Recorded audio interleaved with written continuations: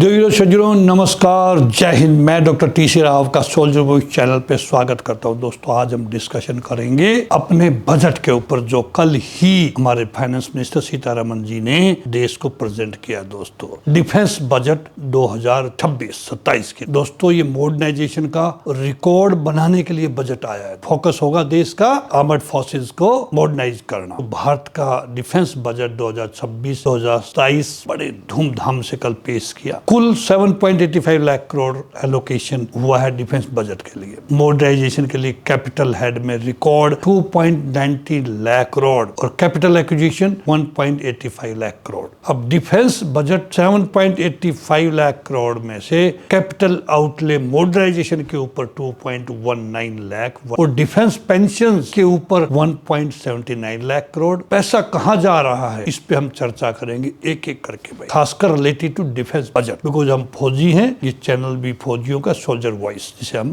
कहते हैं। दोस्तों, डिफेंस बजट को 3 बड़े हिस्सों में समझने की कोशिश करना। पहला हिस्सा डिफेंस सर्विसेज रेवेन्यू, जिसके अंदर salaries, fuel, pairs, repairs, training, day to day readiness. दूसरा कैपिटल। अब कैपिटल आउटले में क्या क्या आता है दोस्तों, जिसमें नई खरीद आती है। नई खरीद में क्या क्या है? मेन जो मेजर जिस पे पैसा खर्च होता है वो है aircraft, ships, missiles, guns, sensors, network. फिर आता है डिफेंस पेंशंस, तीसरा, जिसमें 1 रैंक 1 पेंशन जो उसके बेनिफिट्स पूर्व सैनिकों को दिए जाते हैं, service pension, family pension, disability pension, gratuity इत्यादि। ये इस सब में तीसरे पहलू में आती है। दोस्तों, अब बात करें 2026-27 में डिफेंस सर्विसेज रेवेन्यू जिसे हम बोलते हैं, उसमें क्या एलोकेशन 3.65 लाख करोड़ रुपया उसमें एलोकेट किया है। कैपिटल आउटले क्या रहा? 2.1 लाख करोड़ पहले मैं आपको बता चुका हूं। दोस्तों, डिफेंस पेंशंस पे टोटल 1.79 लाख करोड़ खर्च का प्राविधान किया है इस बजट के अंदर। इस बजट को कम करने के लिए अग्निवीर स्कीम लागू की गई थी ताकि पेंशन बजट कम हो जाए। दोस्तों, यानी सरकार का क्लियर सिग्नल है ऑपरेशनल रेडीनेस प्लस मॉडर्नाइजेशन दोनों को पुश करना है, सरकार ने आगे करना है। बिकॉज ऑपरेशन सिंदूर के बाद में देश के 2 दुश्मन है अभी, northern front end western front. हम दोनों के लिए अपनी सेनाओं को तैयार रखना है, हवाई के रास्ते, पानी के रास्ते, जमीन के रास्ते। तो मॉडर्नाइजेशन का असली मतलब क्या है? जब हम बात करते हैं मॉडर्नाइजेशन होगा डिफेंस फोर्सेज का, मॉडर्नाइजेशन सिर्फ नई खरीद नहीं है दोस्तों, ये डबल फ्रंट वार रेडीनेस के लिए कैपेबिलिटी गैप भरने की कहानी है। Air power fighters, helicopters, engines, radars, EW, navy के अंदर नावल पावर्स के अंदर, submarine, surface combatants, maritime surveillance, land power के अंदर बात करें हम दोस्तों तो artillery, air defence, drones, precision fire positions. Network के अंदर क्या है? Centric war, secure communication, spectrum satellite, sensors, indigenisation के make in India, supply chain मेन हमारा इंडिजिनाइजेशन, बहुत आत्मनिर्भर भारत की तरफ हम बात है। इसके अंदर पेयर्स, अम्युनिशन। इस बजट में कैपिटल आउटले अभी क्या है? 2.9 लाख करोड़। अब पिछले साल के मुकाबले बड़ा जंप हुआ है इस आउटले के, कैपिटल आउटले के अंदर, उस पे हम बात करेंगे भी। फ्यूचर में weapons plus platforms plus infrastructure. अब बात एयरफोर्स का इंपैक्ट क्या पड़ेगा इस बजट का एयरफोर्स के एक्विजिशन के ऊपर,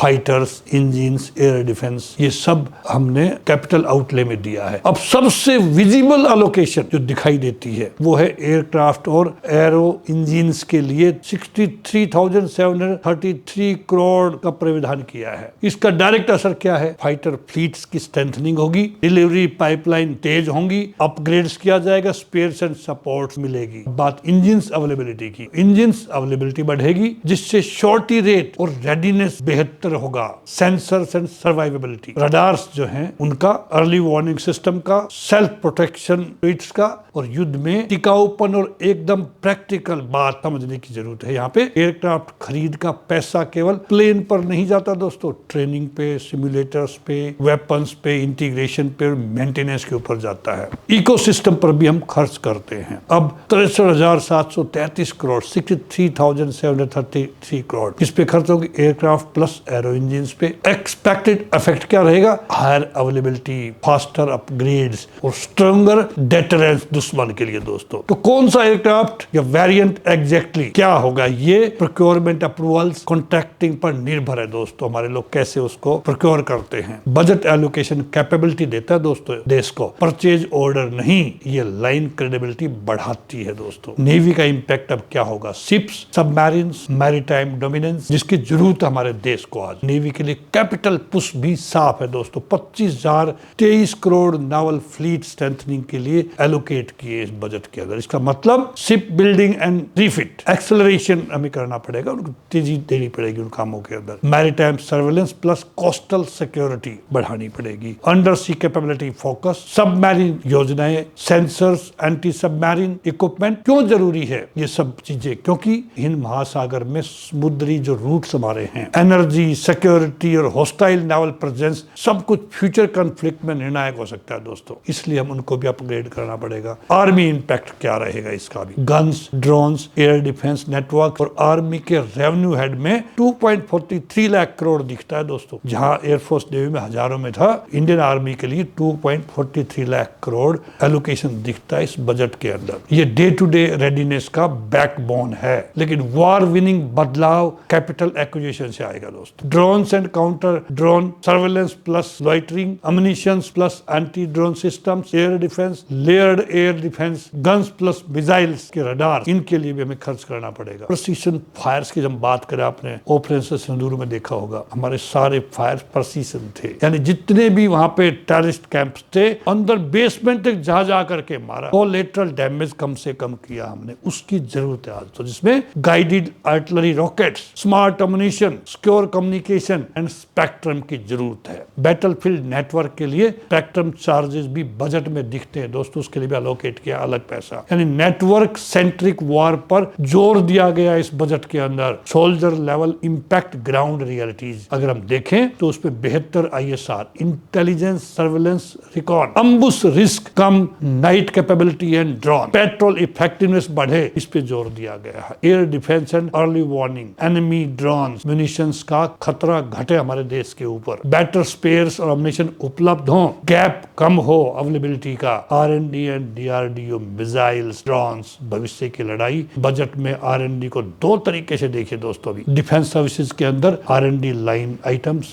मिनिस्ट्री ऑफ डिफेंस के अंदर सिविल के जरिए defence research and development ecosystem, innovation schemes, iDEX, Aditi, testing infrastructure, defence corridors जैसी चीजें। ये पैसा फ्यूचर वॉर्स के लिए क्रिटिकल हमारे देश के लिए। Missiles and air defence system बहुत जरूरी है स्ट्रॉन्ग करना, हम देख लिया पीछे वाले युद्ध में। Drones, anti drone, AI enabled surveillance बहुत इंपॉर्टेंट, इस पे भी बहुत खर्च सरकार हमारी करने जा रही है। Electronic warfare, cyber resilience, indigenous production, आत्म भारत निर्भर के उसके ऊपर इसको हमें स्केल अप करना पड़ेगा। इंडस्ट्रीज और लगानी पड़ेंगी ड्रोन्स की खासकर। दोस्तों संदेश साफ है, by plus build plus innovate, तीनों ट्रैक साथ चलेंगे तभी हमारी सेना आधुनिक मॉडर्नाइजेशन होगा। इसका वेलफेयर एंड हाउसिंग अगर मैं बात करूं, ये भी बहुत जरूरी है। सैनिकों परिवारों के लिए क्या हमारे इस बजट में आया? डिफेंस सिर्फ दोस्तों हथियार नहीं, फैमिलीज, हाउसिंग, वेटरन्स इकोसिस्टम भी जरूरी है। Minister of defence civil notes में हाउसिंग हेड और कैपिटल आउटले ऑन हाउसिंग दिखता है दोस्तों। ये साथ ही defence estates, cantonments, border road, coast guard tribunal जैसी सपोर्टिंग स्ट्रक्चर की भी जरूरत है। सब मोरल और रेडीनेस से जुड़ते हैं जब ये चीजें हम करते हैं अपने सेनाओं के लिए। मोरल कैपेबिलिटी बहुत जरूरी है। Multiplier double front war readiness, because China और पाकिस्तान नॉर्दर्न वेस्टर्न फ्रंट से कभी भी किसी भी हालत में वार हम पे हो सके, उसके लिए हमें अपनी सेनाओं को तैयार रखना दोस्तों। क्या ये बजट पर्याप्त है? बात ये आ जाती है दोस्तों, इस पे हमें विचार करना पड़ेगा। सरकार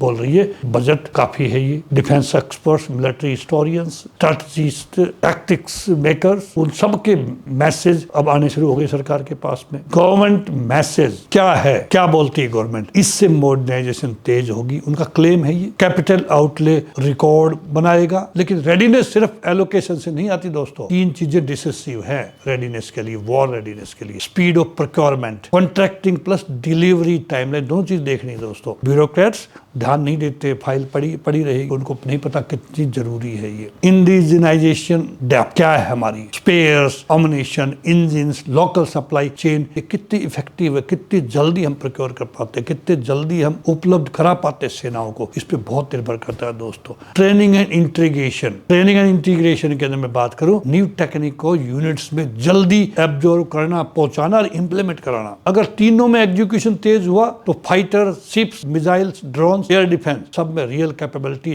जंप दिखेगा कि यस। दोस्तों लास्ट में मैं आपसे कहना चाहूंगा, डिफेंस बजट 2026-23 की ये कहानी मैंने जो बताई है, इसके ऊपर क्या क्या निकल करके आया। मॉडर्नाइजेशन के लिए बड़ा पुश हमारे कंट्री ने प्लान किया, हमारी सरकार ने प्लान किया, जिसमें aircraft, engines, novels, fleets, acquisition, budget, R&D ecosystem को बहुत स्ट्रॉन्ग करने की हमें जरूरत है। दोस्तों अब बजट के ऊपर तो डिस्कशन चलती रहेगी, हर लोग अपने विचार रखते रहेंगे। दोस्तों मेरे YouTube चैनल पे भी आप अपने कमेंट्स डाल सकते हो, ताकि अगली बार हम नेक्स्ट वीडियो आए उसमें इस सब कुछ ऐड करें। दोस्तों मैं कोई इकोनॉमिस्ट नहीं हूँ, यस, लेकिन मैं फिगर्स को समझता हूँ, क्योंकि मेरी अपनी कंपनी है जिसके हम एनुअल हम ही एलोकेशन करते हैं, प्रोविजंस करते हैं। हर बार बैलेंस शीट में फिर हम चेक करते हैं कि हमने क्या प्रोविजन किया और क्या हम एक्चुअल ग्राउंड पे कर पाए। तो दोस्तों थोड़ा सा मुझे इच्छा थी कि इस पे एक वीडियो बनाऊं, मैंने प्रयास किया है। अगर आपको मेरी वीडियो ठीक लगे तो इसको फॉरवर्ड भी करो, मेरे YouTube चैनल को आप सब्सक्राइब भी करो, और भी ऐसी हम वीडियोज लेके आते रहेंगे जो डिफेंस फोर्सेस को, वेटरन्स को प्रभावित करती है, राष्ट्रीय सुरक्षा को प्रभावित करती है। इसी के साथ में दोस्तों नमस्कार, जय हिंद।